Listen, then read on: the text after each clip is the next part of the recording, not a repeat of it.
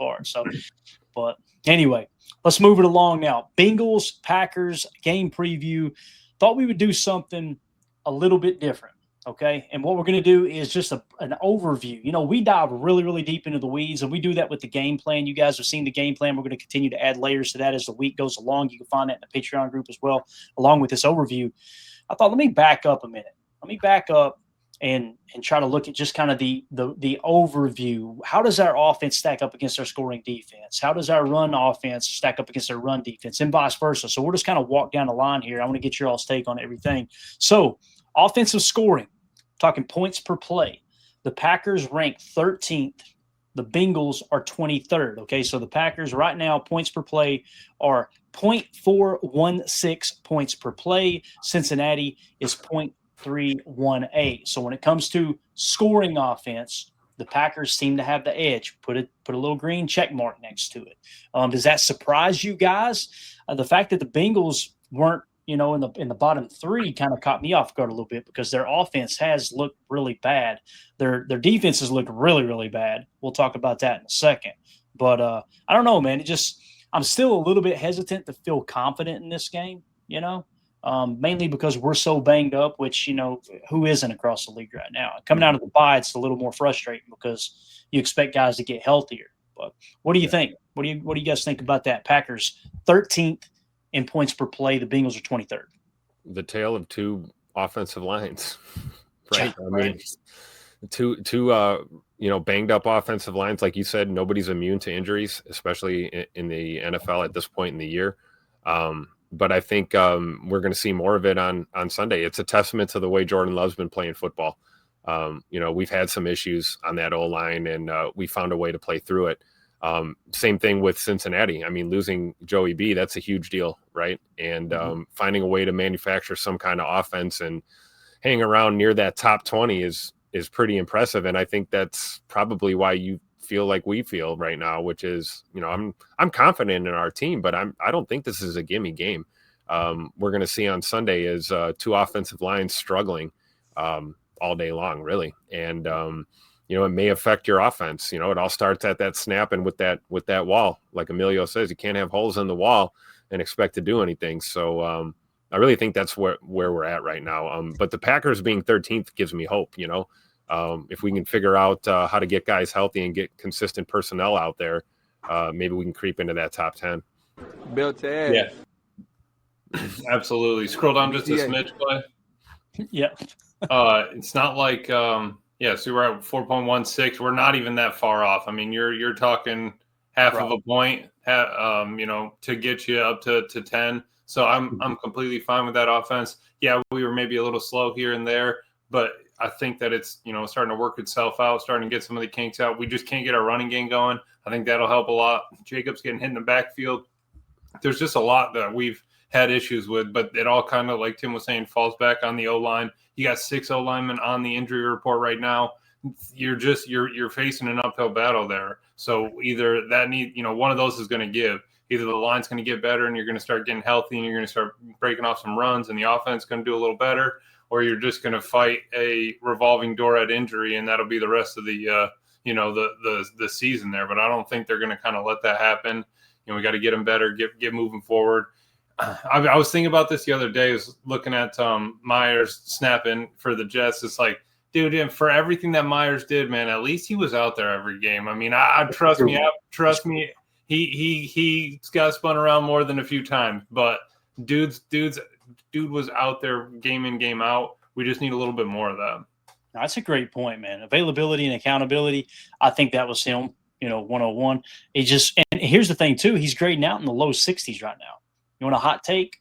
Josh Myers is actually grading out a little bit better than Elton Jenkins, according to PFF. Again, take that for what you want, And there are not many people. I've never heard one person, one single person, defend PFF's offensive line grading system. Like, there's never been. I think they're spot on. It's always, this makes no sense at all. That's former NFL offensive linemen talking like that. That's former NFL coaches talking like that. I've never heard anyone positively, endorse PFF and how they grade the offensive line. It's really, really strange for sure. So, JJ McQuaid in the chat says Joe Flacco received a 62.1 PFF overall grade in Week 3 game against the Packers. Again, people were pretending like Joe Flacco played like damn Joe Montana out there. He struggled. The reason we lost that game was their defense was dominant, you know. And again, I think that you're going to go out and face a much what's the right word here? A less equipped defense this week than he had in Cleveland. Now, the trade-off there obviously is now he has Jamar Chase and T. Higgins to throw the ball to. So will that make a big difference? Let me put it this way. If I could choose between playing Cleveland and their stout defense but horrible offense, or play the Bengals horrible defense and kind of, you know, average to below average offense, I'm picking the Bengals every day of the week and twice on Sunday. Because you can go out there and score points and you can put pressure on the Bengals. Flacco's going to start to force some things, which he didn't have to do in that Cleveland game because we kind of shot ourselves in the foot. That makes sense. So, scoring defense, let's see where they stack up there. This is where they start to separate themselves big time, right?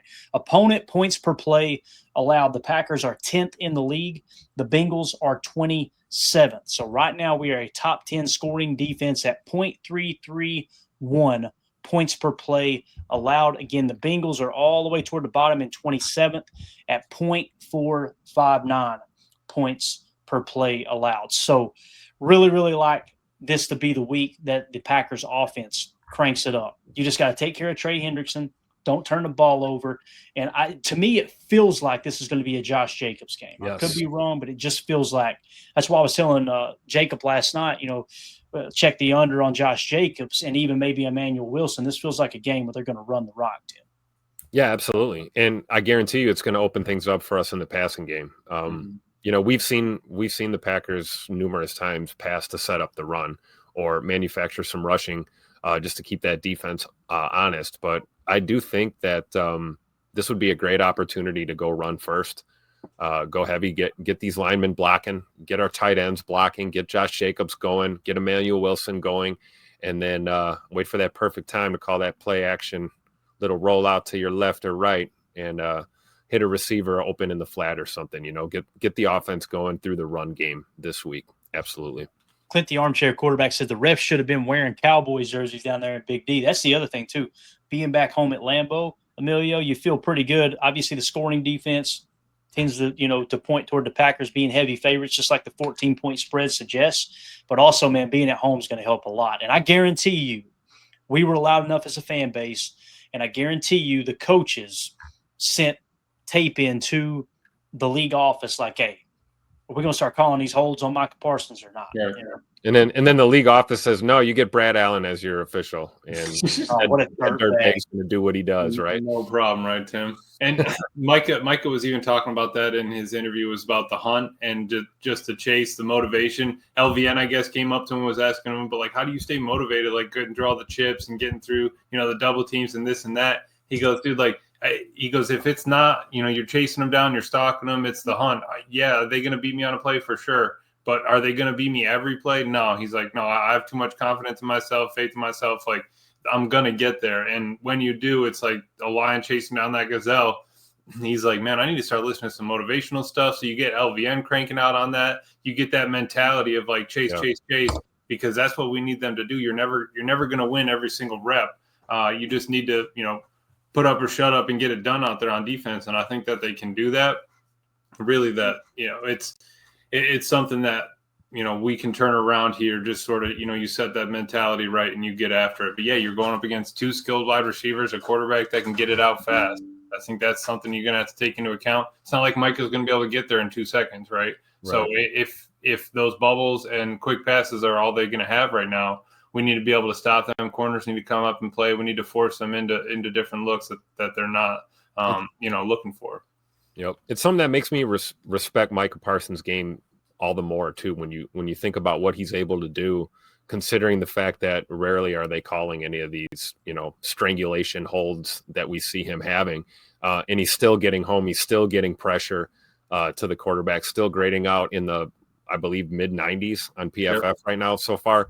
So it's all the more impressive. I think we would just hope that, you know, dirtbags like this guy here on the screen would, you know, at least maybe call, you know, some of them you know, as a player, you're not going to get all the calls, and you never want to be in a position where you're that guy waving his arms after every play, crying for a call and making excuses. You want to fight through it. Like to your point, Emilio, you just got to play ball. But can at some point, do you think we could call a hold maybe 20% of the time when it happens or something? Right.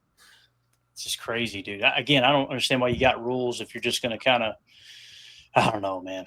It's tough. It was a tough look for sure. I hate talking about that stuff, but again, if I have to be the fan, if I have to be you hear a lot of other podcasters go, "Well, I don't want to blame the officials. I don't want to blame the flag." Okay, when we get screwed over and nobody talks about it, guess what? It doesn't get loud. It doesn't get loud on the league office. It doesn't get loud on social media. I'm telling you, when you don't tag that NFL officiate in their official Twitter account, then you get what you deserve. Yep. You got to call it out. If you don't call it out, they're not going to change, you know? And you're saying, okay, does it really make that big of a difference? If it's one less call for the rest of the season, to me, it's worth us complaining a little bit. That's just the way I see it, because the other fan bases are going to do it. The other coaches are sending in the tape, right? Yep. All that's going to happen. So I don't know. I just feel like I think it's worth mentioning for sure. So turnover margin per game here. So what's this mean? It's this turnover differential essentially, right, guys? So this is how many times do you take the ball away? How many times do you turn the ball over? And it's the differential, essentially, the turnover margin per game. The Packers are 15th at an even 0. Okay, so they're just coming out with a push every week so far, right? And the Bengals are 28th, and they are coming away each game. They're losing the turnover differential on average by 1 turnover per game. That's huge. It's absolutely huge. That's actually, tied for 28th. So I think that's something that could come into play. Now, listen, Evan Williams said it best. He was looking forward to playing Browning. Browning's not coming in. Browning's not coming back through that door. You know, it sounds like it's going to be Joe Flacco. But I do feel like Joe Flacco is going to give you an opportunity to pick a pass or two off. I really do. I think he's also going to try to force the ball to Jamar Chase quite a bit, with them having a lack of a running game. You know what I mean, Emilio? So I think there's going to be opportunities for us to take the ball away. We just got to make damn sure we protect the football on offense. Right. It's a, lack of the running game, but he's a veteran quarterback. He's seen it before. He's been through multiple offenses. Like Halfley was saying, it's probably just terminology that he's getting caught up on. So he's not going to have maybe the biggest, play sheet or whatever, but I think that he's going to understand 70% of that offense is going to be able to run it. It's just how many deep shots, how many, long posts or double moves or play actions, those sort of things are you going to be able to get in and him feel confident, turn his head, turn his back to the line and see what happens. I do think that we could probably force him into some of those, like you're saying, especially if he's trying to look to feed Chase, feed T. It's basically what happened with Browning, right? You're just trying to get the ball to Chase, trying to get it to your best player. And if those bubbles and quick slants aren't there, then, we might have a chance to get to him a few times. All the more reason to do what we talked about last night, right? Rush 4, don't get overly aggressive, keep everything in front of you. You're in a position where you're willing to give Flacco a chance to beat you if that's what he's going to do. If he's going to try and target Higgins and Jamar Chase all day, let's do it with safety help and multiple defenders in the area.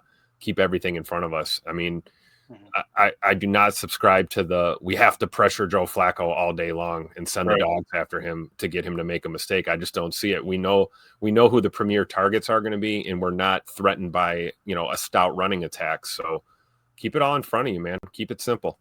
Yeah, definitely. iRock says in the chat, don't forget to hit that like button.